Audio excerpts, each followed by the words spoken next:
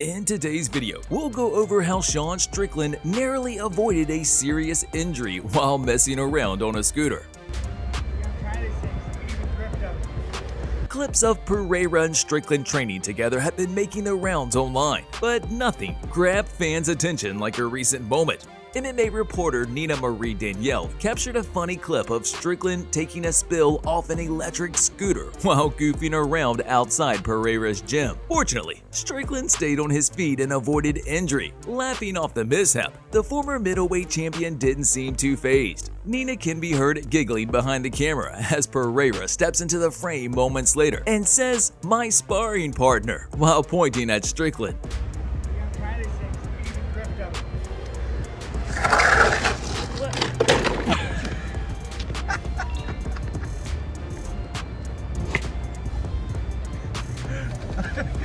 Practice.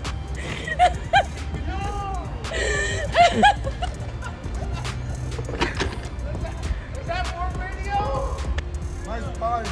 Your sparring partner with them. Herrera was likely concerned for his sparring partner, knowing there are only a few who can match Strickland's relentless pace and intensity in a fist fight. Having Strickland around must be great company, both in training and for the laughs, which is why Herrera has called upon his good friend for a special sparring session before his light heavyweight title defense against Khalil Roundtree at UFC 307.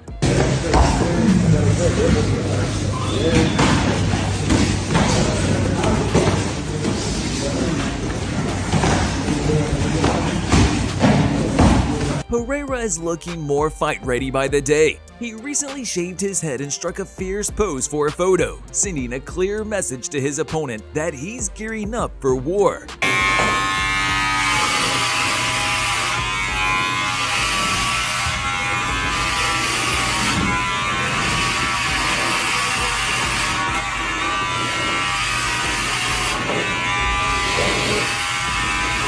However, Herrera isn't just sending warnings to Roundtree and potential lightweight opponents, he's also keeping a close watch on middleweight champion Dricus Dupre. During his middleweight days, the 6'4" Brazilian kickboxer often cut over 40 pounds for fights, which negatively impacted both his health and performance. While a return to middleweight might seem risky, especially with heavyweight being a more viable option, Herrera has stated that he feels healthy for a second run at 185 pounds. I would like to be a middleweight. I told everybody that I just did a break from 185 from all those weight cuts. I feel good, I feel healthy right now like everybody saw. Moving on, a couple of UFC fighters have teased their next octagon outings. Bryce Mitchell was the first to drop a hint about his next fight, simply teasing with the phrase "fight news." Ian Gary was more direct with his fight tease, posting training footage alongside the caption, "Timing matters, news incoming."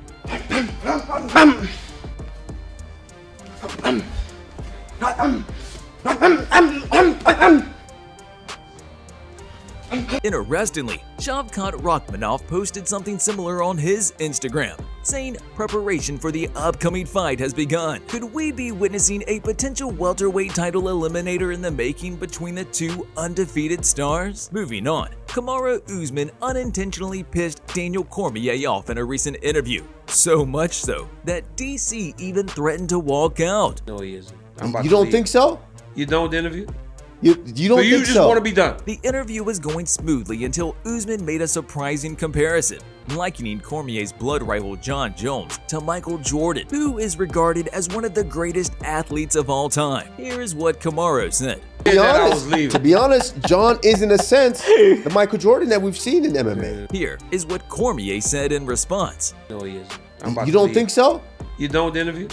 You don't think so? You just want to be done? No, DC, right now, really.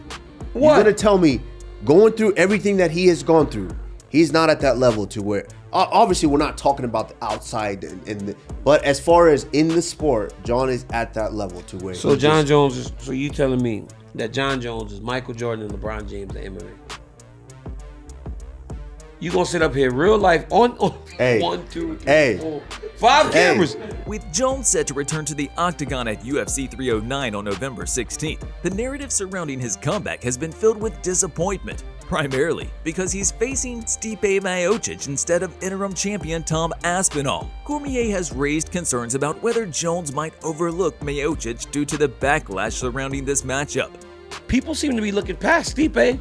Everybody's looking past Stipe. True. So will he not train himself as hard? Because if he looks past Stipe, Stipe's a bad boy. Stipe Miocic is a bad boy. He hits hard.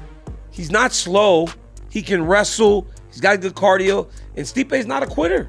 That's going to be a tougher fight for Jon Jones than people even imagine. Do you agree with Daniel Cormier that Stipe Miocic is a tougher fight than Tom Aspinall for Jon Jones? Speaking of Tom Aspinall, he's training as the backup for the Jones versus Miocic fight, although he thinks he may never get to fight either because he thinks they'll both retire after UFC 309. If Jones and Stipe retire, who would you like to fight next?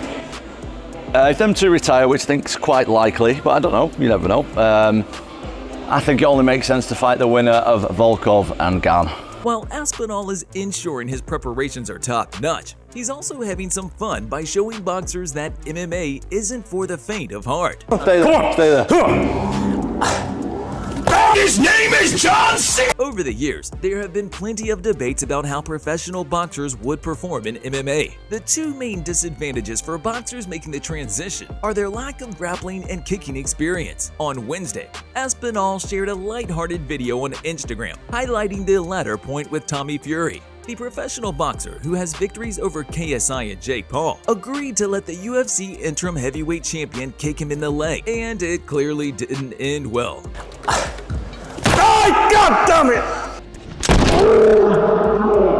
Oh, he's broke my leg. Oh, he's broke. It's broke. Got him. Could you take a leg kick from Tom Aspinall? Let us know in the comment section below. To stay up to date with the latest happenings in MMA and boxing, please subscribe to Fight Fever and turn on those notifications. Thanks for watching, and we'll see you in the next one.